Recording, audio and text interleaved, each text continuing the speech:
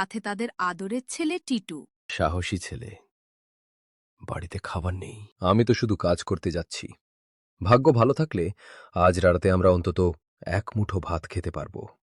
টাকা না পাই তাহলে আজ রাতে আমাদের না খেয়ে থাকতে হবে। সে ভিজে জোবজোবে হয়ে বাড়ি ফেরে। সবার খুব কষ্ট। আমি বুঝলাম অর্থের চেয়ে মানুষের ভালোবাসার দাম অনেক বেশি। পৃথিবীতে যখন প্রকৃতি রুদ্রমূর্তি ধারণ করে তখন সবথেকে বেশি ক্ষতিগ্রস্ত হয় গরিব মানুষ। আজ থেকে অনেক বছর আগের কথা। এক গ্রামে বাস করত হারান আর মালতী, সাথে তাদের আদরের ছেলে টিটু। বর্ষার টানা কয়েকদিনের বৃষ্টিতে পুরো গ্রাম যেন জলের নিচে তলিয়ে যেতে বসেছে। আকাশে মেঘের ঘনঘটা আর বাতাসে শো শো শব্দে মনে হচ্ছে প্রকৃতি যেন পৃথিবীটাকে গিলে খেতে চাইছে।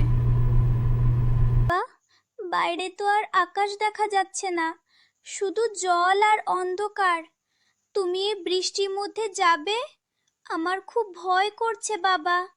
মা বলছে বানের জল নাকি বাড়িঘর ভাসিয়ে নিয়ে যাবে। তুমি কি ফিরে আসবে? ভয় পাস না রে টিটু, তুই তো আমার সাহসী ছেলে। বাড়িতে খাবার নেই, চাল ফুরিয়ে গেছে। তোর মা আর তুই না খেয়ে আছিস। এই বৃষ্টিতে যদি আমি না যাই তাহলে কি তোদের মুখে অন্ন জুটবে? ভগবানের ওপর ভরসা রাখো, তোর বাবা ঠিকই ফিরে আসবে। ওগো, তুমি সাবধানে যেও। এই অন্ধকার রাস্তায় একা যাওয়া কি ঠিক? যেভাবে জল বাড়ছে আমার বুকটা ভয়ে কেঁপে উঠছে। ভয় পেও না মালতী, আমি তো শুধু কাজ করতে যাচ্ছি। ভাগ্য ভালো থাকলে আজ রাতে আমরা অন্তত এক মুঠো ভাত খেতে পারব। হারানের পৃথিবীটা খুব ছোট, মাঠ, ফসল আর নিজের পরিবার। কিন্তু মহাজনের পৃথিবীটা টাকা আর হিসেবের। হারান অনেক আশা নিয়ে মহাজনের কাছে গেল, যদি সামান্য কিছু মজুরি পাওয়া যায়। মহাজন বাবু, এই বৃষ্টির মধ্যেও আমি অনেক কষ্ট করে কাঠ কেটে এনেছি।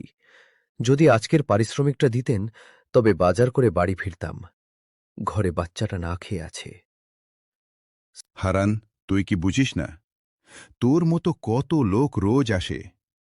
আকাশটা দেখ, বৃষ্টি থামার কোনো লক্ষণ নেই। আর তুই কি ভাবছিস আমি বসে আছি? আমার নিজের ব্যবসা ডুবতে বসেছে। আমার ধানের গোলার কি অবস্থা দেখেছিস? সব জলের নিচে। এখন তোকে টাকা দেব কোথায়? মহাজন বাবু, দয়া করুন। আমি যদি টাকা না পাই তাহলে আজ রাতে আমাদের না খেয়ে থাকতে হবে। আপনার পায়ে পড়ি, সামান্য কিছু টাকা দিন। অসহায় হারান দাঁড়িয়ে থাকে। মহাজনের মন কি গলবে? নাকি অভাবের সংসারে আরও একটা অন্ধকার রাত নেমে আসবে? ঠিক আছে, তুই খুব বিপদে আছিস বলেই দিচ্ছি। কিন্তু মনে রাখিস, এই টাকা আমার কাছে ধার রইল, পরে কাজ করে শুধিয়ে দিতে হবে। হারান বাজারের দিকে ছুটছে। বৃষ্টি বাড়ছে। সে ভিজে জোবজোবে হয়ে বাড়ি ফেরে।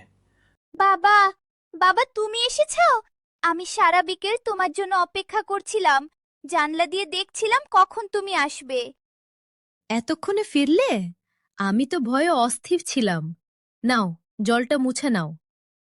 টিটু, আয় বাবা, তোর বাবাকে সাহায্য কর। বানের জল এখন আর নদীর পাড়ে সীমাবদ্ধ নেই। গ্রামের ঘরবাড়ি ছাপিয়ে তা এখন মানুষের দরজায় এসে ধাক্কা দিচ্ছে। হারানের কুড়েঘরটা বড়ই অসহায়, তবুও তারা হাল ছাড়েনি। বাবা, আমরা কি গ্রামে সবাই মিলে থাকতে পারি না? ওই যে কাকা ওদিকে খুব বিপদে পড়েছেন, তাদেরও তো ঘর নেই। ঠিকই বলেছিস টিটু, মানুষের বিপদে মানুষই তো পাশে দাঁড়াবে। চলো, কাকাকেও আমাদের ভেলায় নিয়ে আসি। মানিসার এই দুর্যোগের মাঝেও কি কোথাও কোনো আলোর রেখা আছে? হারান আর টিটু যখন মাছের আশায় জাল ফেলছিল, তখন জালের মাঝে আটকে গেল এমন এক অদ্ভুত জিনিস যা তাদের ভাগ্য বদলে দেবে। হারান জাল থেকে ঝিনুকটি বের করে আনে। হঠাৎ ঝিনুকটি থেকে উজ্জ্বল আলো বিচ্ছুরিত হয় এবং এক রূপবতী পরীর আবির্ভাব ঘটে। তোমরা আমাকে অনেক দিন ধরে এই জলের নিচে বন্দি দশা থেকে মুক্ত করেছ। আমি জলের পড়ি। তোমরা এই চরম সংকটেও অন্যের বিপদে এগিয়ে এসেছ, যা আমাকে মুগ্ধ করেছে। তোমাদের এই সততা আর সাহসিকতার পুরস্কার আমি দেব। তুমি পড়ি? তুমি কি আমাদের সাহায্য করতে পারো? গ্রামের সবার খুব কষ্ট, সবাই না খেয়ে আছে।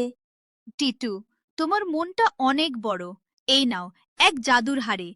এই হাড়ি থেকে যে পরিমাণ চাল চাইবে তা কোনোদিন শেষ হবে না। তবে মনে রেখো, এটি ব্যবহার করবে কেবল মানুষের কল্যাণে। যদি তুমি লোভ করো, তবে জাদুর হাড়ি হারিয়ে যাবে। তুমি আমাদের জীবন বাঁচালে পরিমা। আমরা আজ থেকে কেবল সবার উপকারে এই হাড়ি ব্যবহার করব। পরীর দেওয়া জাদুর হাড়ি হারানের জীবনে অভাব ঘুচিয়ে দিল। কিন্তু হারান সে চাল নিজে জমিয়ে রাখেনি। সে তার গ্রামের প্রতিটি মানুষের মুখে অন্ন তুলে দিল।